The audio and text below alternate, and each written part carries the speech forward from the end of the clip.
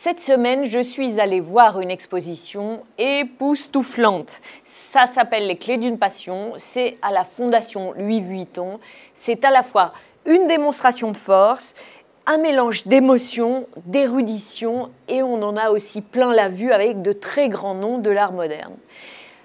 On pourrait dire c'est juste du tape à l'œil avec de grands noms et de gros prix, car en effet dans cette exposition il y a le Cri de Munch. Un autre exemplaire a été vendu pour 119,9 millions de dollars. Il y a aussi un Picasso de la période la plus prisée, quand Picasso est fou amoureux et désireux de Marie-Thérèse Walter en 1931-32. Mais cette exposition, c'est pas que ça, tout simplement parce qu'elle est orchestrée par une des grandes dames de l'art moderne et contemporain français, Suzanne Paget. Et tout ça est dans le sensible, dans l'érudition, c'est magnifique. Exemple, vous entrez dans la première salle qui est consacrée, pour raconter ça en gros, à la solitude de l'homme. Au loin, le Cri de Munch qui vient du musée Munch d'Oslo dont j'ai parlé il n'y a pas longtemps, l'incarnation même de l'angoisse humaine.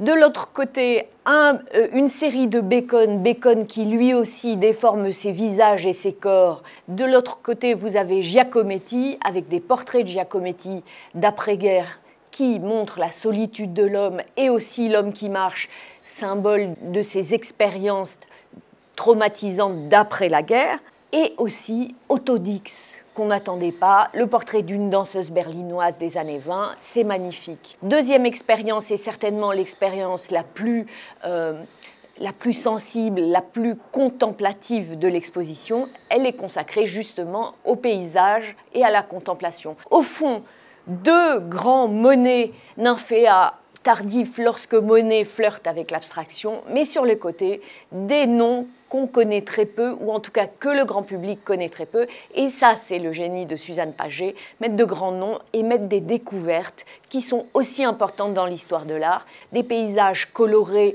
dans un tourbillon par Nolde, l'artiste allemand, expressionniste allemand.